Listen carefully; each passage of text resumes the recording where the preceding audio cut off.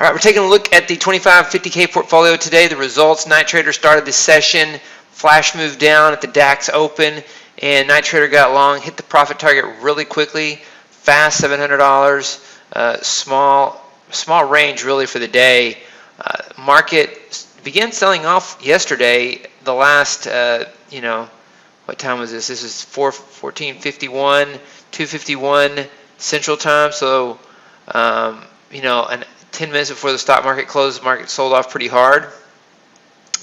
Started to sell in the night, and then, the support came in and the market was set to rally. I thought the last 2 up days were, a bit overextended.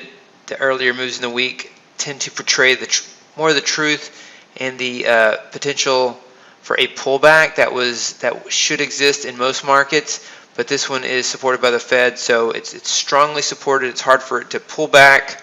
We get this Gilead Sciences, their drug flops, the trials on their drug, coronavirus drugs have flopped, and so that news was released, and the market sells off, and then boom, mean reversion comes back. Once again, these sell-offs are bought back. It eventually worked its way lower, but it's a very, very choppy sell-off, so it would have been hard to short unless you got short at these pivot points up here, which is hard to do. It's easy to see in hindsight, but hard to do in real time. So that's Night Trader. That's what happened today in the market.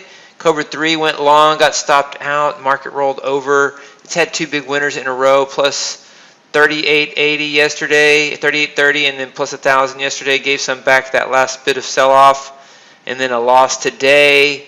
SR Counter Trend 4 and SR Counter Trend 3 crude oil. Those were down on the day. We've said that we recommend not trading crude oil. We recommend you can't trade June crude oil at TradeStation, so you'd have to trade July anyway.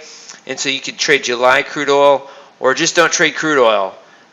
It's such a volatile market, and the fact that it can go to zero or below zero, I mean, that would be a good short, really. But the volatility is so large that you need large stop losses to trade this market. It's hard to find that turning point in this type of volatility. Gap continuation 2020, kind of like crude oil. It was capturing the technical trend on the day, but it rolled over. This market rolled over yesterday. It was stopped out twice because we have a tight stop on this, so it's going to get stopped out, and then you're going to get days where you have the big home runs. And so when you have a tight stop loss, you have a large percentage of losers. You're cutting your losses, and then you're waiting until you get a big run. And so that's how gap continuation 2020 works. And those are the trades on the day in the 25K, 50K portfolio. It was a down day. If you didn't trade crude oil, it wasn't that bad. So it was plus 675, minus 625, and then minus 325 on the stock indexes.